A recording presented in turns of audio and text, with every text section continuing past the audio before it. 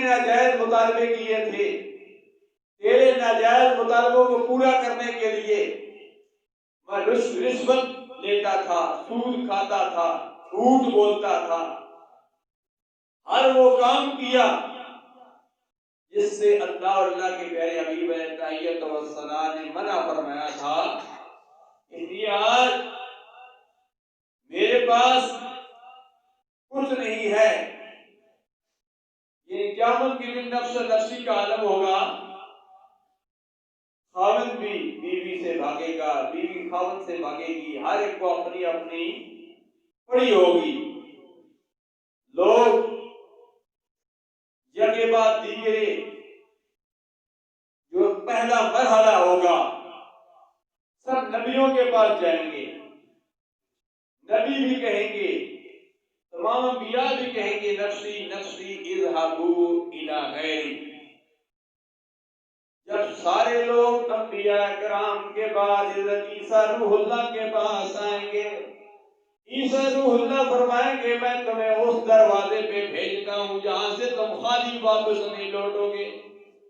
اللہ عیسیٰ روح اللہ امام الانبیاء نے تحیت و ثنا کے پاس بھیج دیں گے، فرمایا اس دروازے پہ چلے جاؤ جس دروازے سے کبھی نانی نکلی، اللہ کے پیارے حبیب نے دنیا میں بھی کبھی نہ نہیں کہا۔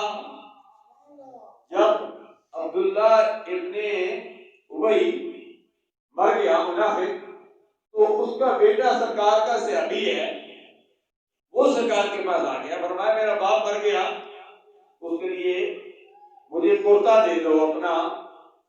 امام الانبیاء نے تحیت و ثنا نے کرتا دے دیا، یہ دنوں میں بات آ گئی، کرتا دے دیا۔ صحابہ کرام رضوان اللہ تعالیٰ علیہم اجمعین اندر اندر سے بول رہے ہیں کہ یہ کیا ہو گیا؟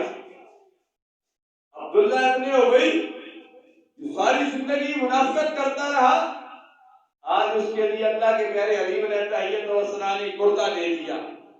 یہ بات میں 40 روزہ فیم الدین کورس میں بھی بتا رہا تھا۔ اللہ امام الانبیاء نے تحیت و ثنا نے نانی کی عبداللہ ابن ابی کے لیے کرتا دے دیا۔